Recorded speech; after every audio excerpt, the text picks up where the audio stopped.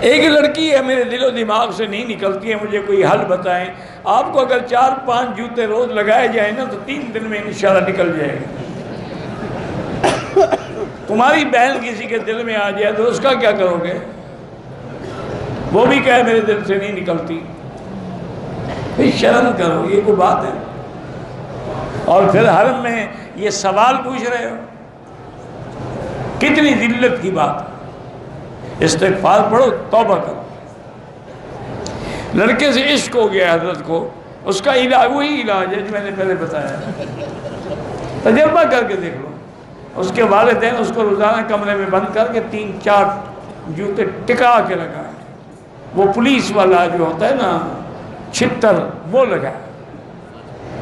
پھر 8ویں دن پوچھیں گے ہاں بیٹا کتنا عشق باقی ہے؟ جب 0 ہو جائے تو چھوڑ دے۔ کہتے ہیں کہ تو داڑھی کو کھڑے ہو کر بھی کنگھی دے سکتے ہیں؟ نہیں، الٹا لٹک کے دے سکتے ہیں، پاؤں میں رسا باندھ کے الٹا لٹکو، پھر داڑھی ٹھیک کر رہا ہے۔ کیا بات، یہ مسئلہ ہے؟ کھڑے ہو کے دو، بیٹھ کے دو۔ سرکاری ملازمین کی تنخواہ سے جو انشورنس ہوتا ہے وہ انشورنس نہیں ہوتا، جی پی فنڈ ہوتا ہے، ان کی تنخواہ سے کاٹا جاتا ہے، وہ ان کو نفع کے ساتھ ملتا ہے، وہ جائز ہے۔ وہ انشورنس تو نہیں ہے، انشورنس الگ چیز ہے۔ انشورنس تو تم خود کراتے ہو اور اس کے پیسے تم پالیسی باقاعدہ ہر 3 مہینے کے بعد جمع کراتے ہو۔